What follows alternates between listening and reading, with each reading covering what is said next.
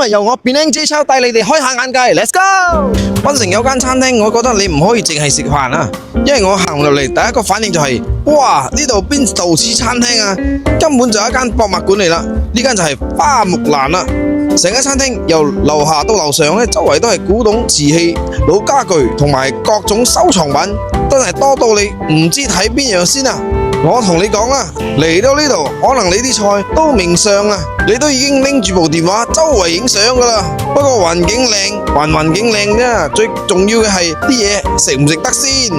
一道一道洋野菜上台，個顏色已經夠晒吸引噶啦，再加埋洋野菜嘅種酸甜香辣，真係色香味俱全啊！所以我覺得嚟花木蘭呢，你唔單止淨係食一餐洋野餐啦，成個感覺更加似係坐喺一間充滿南洋味嘅博物館入邊食飯啊！眼有得睇，口有得食，電話仲有大把相可以影啊！如果有外地嘅朋友嚟檳城呢，記得帶佢嚟體驗下洋野文化，呢間真係幾有意思噶。有這一位的收拿老闆，關注點讚。